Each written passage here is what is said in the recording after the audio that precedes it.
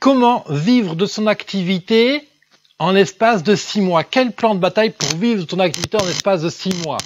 Souvent, quand on est entrepreneur, on cherche à trouver les meilleures solutions, les meilleurs systèmes, le meilleur de meilleur. Le gros problème, c'est que quand on démarre, on est rarement le meilleur, ce qui fait que c'est un vrai frein qui bloque, on a l'impression d'être nul, de pas avancer assez vite, de pas prendre les bonnes décisions, etc., etc. Et tout ça, ça te pénalise énormément. Mon objectif sur cette série de 3 épisodes, c'est ni plus ni moins de te donner un plan de bataille pour 6 mois pour essayer de contrecarrer cet aspect de toujours chercher la meilleure solution. Je suis intimement convaincu que si je te montre une voie pour agir et faire les choses, même si c'est pas parfait, au moins comme ça, dans 6 mois, tu as les premiers fruits à récolter de ton entreprise. Bienvenue entrepreneur dans cette émission quotidienne Parlons Business. Cette émission qui a pour but d'accélérer le développement, la croissance de ton entreprise. Ma mission de vie, c'est ni plus ni moins que tu puisses vivre de ton activité, de ta passion. Effectivement, quelque chose qui est très important dans les stratégies, c'est de bien poser ce que l'on veut obtenir, de réfléchir à ce que l'on veut obtenir. C'est la partie stratège. Et ensuite à agir. Ça, c'est le côté exécutif, exécutant. Si tu te souviens bien, lors de la précédente émission Parlons Business, je t'ai déjà donné en fait la première partie de ce plan de bataille. Le numéro 1, le grand point 1, c'était qui est ton entreprise et quelle est ton offre. Et le deuxième grand point, c'était quelles sont mes 3 offres centrales sur lesquelles je concentre ma communication. Si tu découvres à l'instant l'émission ou si tu prends l'épisode comme ça en cours de route et que tu n'as pas écouté l'épisode précédent, je te conseille vraiment d'écouter la précédente émission Parlons Business parce que tu comprendras beaucoup mieux la logique et de quoi je parle aujourd'hui. Alors, très cher entrepreneur, je suis content parce qu'aujourd'hui, on va aborder dans cette deuxième partie de ce plan de bataille, en fait, tout l'aspect web marketing, l'aspect positionnement sur le web. C'est majeur, on est au XXIe siècle, il faut absolument avoir la pertinence pour se positionner dans Google, face à Amazon, face à YouTube, face à la multitude de confrères, concurrents qui peut y avoir. Donc il faut vraiment, grâce au positionnement que tu auras posé lors de la précédente partie, maintenant on va pouvoir en déduire le positionnement à avoir sur Internet. L'idée aujourd'hui, c'est qu'on va aller travailler les mots-clés, qu'est-ce qu'on souhaite comme position sur le web, comment on souhaite se positionner dans Google, typiquement. Alors tu vas me dire, ouais, moi j'ai envie d'être en première place sur Google. Bon, on sait très bien que sans moyens comme ça en débutant, c'est très difficile. En revanche, il y a une technique quand même pour accélérer ce processus, pour faire les choses bien, propres, c'est de définir ce qu'on appelle une liste de mots-clés. Tu te rappelles, dans le précédent épisode, je t'ai fait définir l'univers de ta marque, l'univers de ton produit. On va prendre les mots-clés que tu as listés pour tout ça et on va s'en servir comme référentiel pour déterminer les mots-clés à utiliser pour ton site web. Et donc, les mots-clés sur lesquels on va dire à Google, ben regarde Google, ce mot-clé-là, c'est moi. Alors, le but, c'est que quand un type tape le mot-clé qui correspond à ton univers, que ton site sorte évidemment.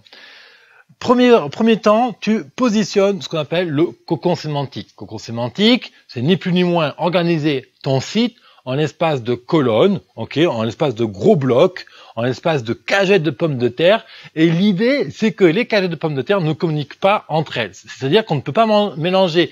Imaginons qu'on a 3 cagettes de fruits. Dans l'une, on a des clémentines. Dans l'autre, on a des pommes. Dans l'autre, on a des bananes. Et l'idée, c'est que les bananes ne peuvent surtout pas être mélangées avec les clémentines, ni avec les pommes. Les pommes ne peuvent pas être mélangées ni avec les clémentines, ni avec les bananes, etc. L'objectif, c'est d'organiser ton site web de la même manière. D'accord? L'idée, c'est que si tu as un blog et tu as une catégorie qui parle de bananes, toutes les pages de cette catégorie bananes feront des liens entre elles, mais ne pointeront jamais vers les pages qui parlent de carottes et les pages qui parlent de tomates. Ok? L'idée, c'est vraiment de cloisonner les différentes catégories Et ça, c'est la première étape que je vais te proposer pour positionner ton site web. On va aller regarder les mots-clés. Alors, pour ça, il y a des outils. Il y a le Keyword Planner, tu as Youdá, tu as SEMrush, tu as plein comme ça sur le web qui t'aident, Market Samurai. Tu as plein d'outils comme ça qui te permettent de qualifier, de filtrer, de sélectionner les mots-clés sur lesquels tu souhaites être positionné. Alors évidemment, oui, si t'es pas un pro du référencement, si tu sais pas comment choisir un bon mot-clé, c'est clair que ça va être un peu plus difficile pour toi. Mais ça vaut la peine que tu fasses l'exercice parce qu'en le faisant, tu vas apprendre. Et le jour où il faudra déléguer ce travail-là, eh bien, tu sauras faire. Ou au moins, si tu délègues tout de suite, tu auras compris la logique, tu pourras tout de suite mieux parler le langage de ton expert en référencement. L'idée, donc une fois qu'on a les mots-clés, qu'on les a organisés sous forme de grappes, d'accord, l'index de mon site, les différentes catégories, les sous-catégories et les pages de mon site. Si tu ne sais pas ce que c'est le cocon sémantique, je t'invite vraiment à aller sur mon blog biz200.fr. Tu tapes dans le champ de recherche cocon sémantique et tu vas voir, j'ai fait déjà plusieurs épisodes qui parlent du cocon sémantique, qui t'expliquent exactement en détail comment le construire. Et la deuxième étape pour se positionner sur le web, et là c'est une stratégie que je t'invite vraiment à faire de manière active, c'est tout ce qui est blog, chaîne YouTube, tout ce qui va être web radio. Si tu as une stratégie de contenu comme ça en ligne, et que ça marche aussi pour les aspects e-commerce, hein, c'est de définir le calendrier éditorial de ton site, de ton blog, de ta chaîne YouTube.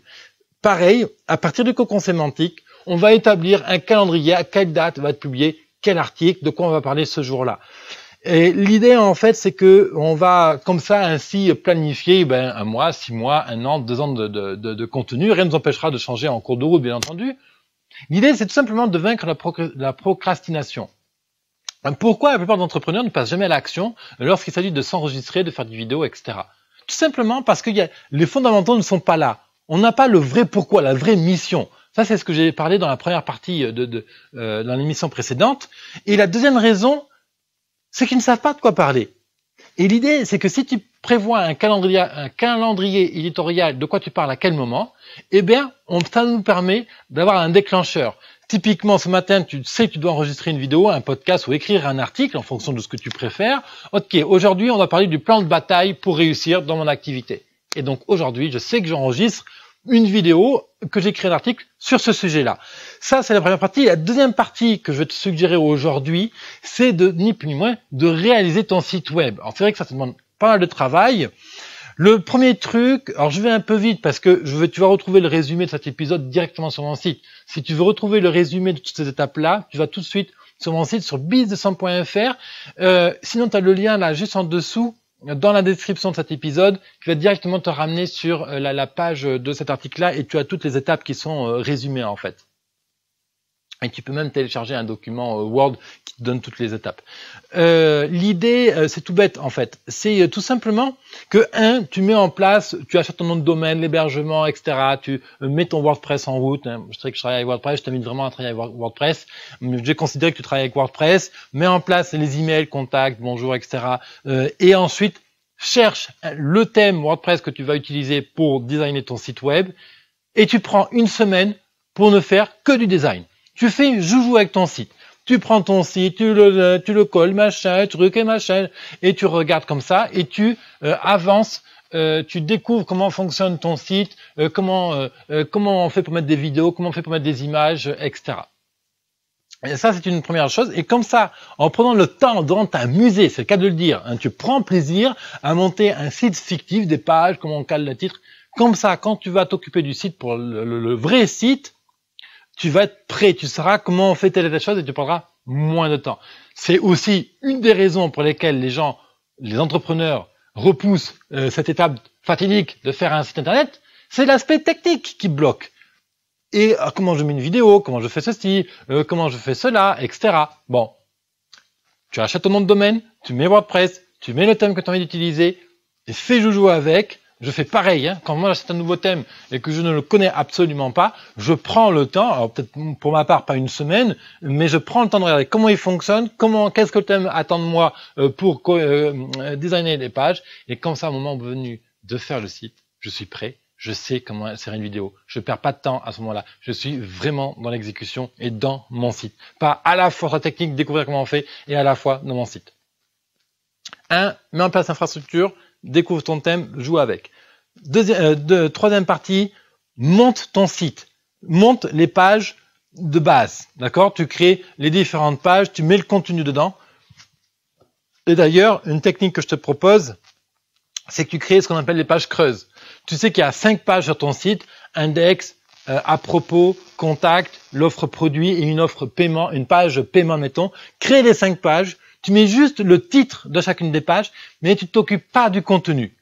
Une fois que les pages, ce que j'appelle une page creuse, il n'y a que le titre, il n'y a rien dedans, hein. Une fois que tu as l'ossature de ces pages-là, tu t'attaques à une page, d'accord? Et tu la construis. Donc, et tu l'as fait à 100%. La page à propos, ta photo, ta vidéo, le texte, machin, le bordel. Après, tu fais la page produit. Le produit, photo du produit, les vidéos de produit, etc., etc. Et on termine par la page index. La page index, normalement, c'est la dernière qu'on fait. Et puis, s'il y a un blog sur ton site, bah, tu mets en place le premier article, les vidéos, les images, etc. Et ensuite, on va mettre en place tout ce qui est mesure statistique, donc Google Analytics, le pixel Facebook, etc. On va faire en sorte que les boutons, on va vérifier les liens, que quand on clique sur les boutons, ça amène bien aux différentes pages, etc. S'il y a un paiement, on va vérifier qu'il fonctionne. On va faire des tests sur que les statistiques arrivent bien de notre côté dans Google Analytics, etc. Et aussi, on va finaliser par mettre au point tout ce qui est réseaux sociaux, tout ce qui est les profils Facebook, profil LinkedIn, profil Google+, Google My Business, et puis j'en oublie là, mais voilà, mets à jour tes profils, fais pointer le site internet, fais pointer ces profils vers ton site internet, etc. Voilà, ça c'est les 2 parties que je voulais aborder aujourd'hui dans ce plan de bataille de 6 mois. Je les résume vite fait. Positionnement web, cocon sémantique, calendrier éditorial pour ta chaîne, ta web radio, ton blog. Ensuite, on met en place ce site internet, on s'amuse avec le thème, on met en place les pages de ton site et les pages creuses, et ensuite on remplit, on met au point tout ce qui est statistique, et on connecte les réseaux sociaux. Ça, voilà, c'est la deuxième partie de ce plan de bataille.